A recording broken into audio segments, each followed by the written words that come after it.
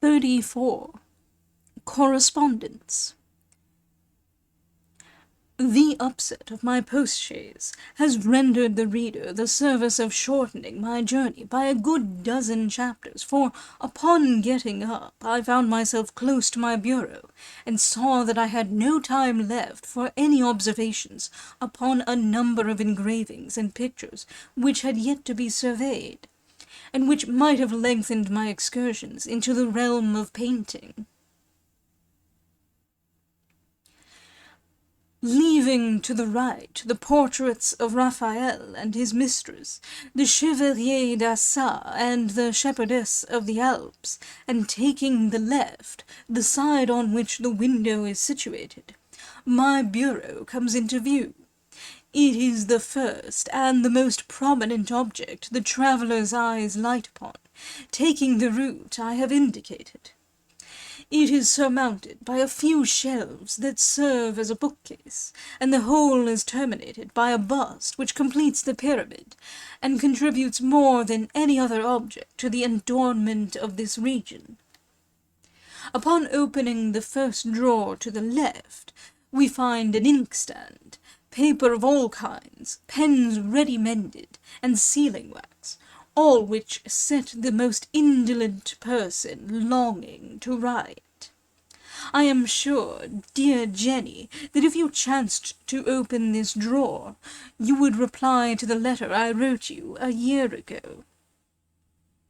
In the opposite drawer lies a confused heap of materials for a touching history of the prisoner of Pignerol, which, my dear friends, you will ere long read. Between these two drawers is a recess into which I throw whatever letters I receive.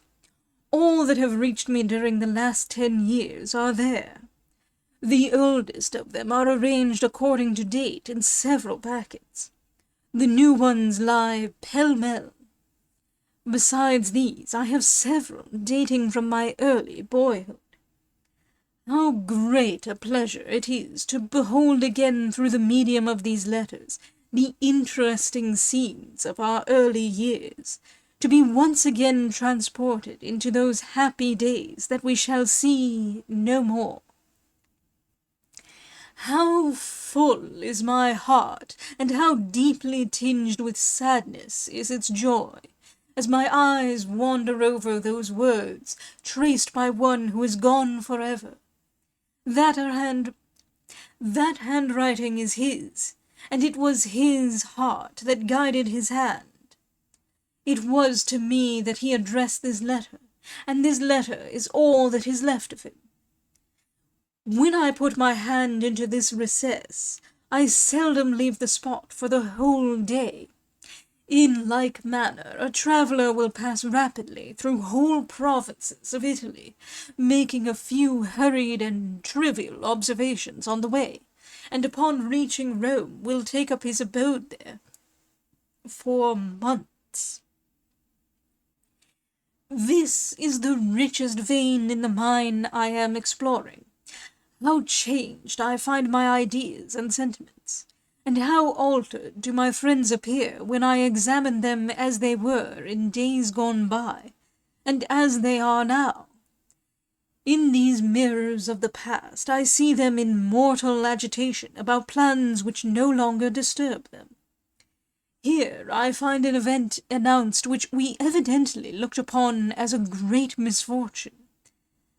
But the end of the letter is wanting, and the circumstance is so entirely forgotten that I cannot now make out what the matter was which so concerned us.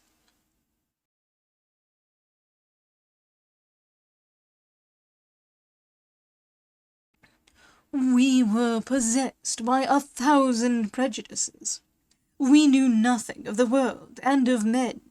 But then, how warm was our intercourse, how intimate our friendship, how unbounded our confidence. In our ignorance there was bliss.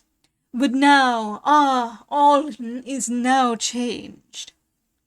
We have been compelled, as others, to read the human heart, and truth, falling like a bomb into the midst of us, has forever destroyed the enchanted palace of illusion.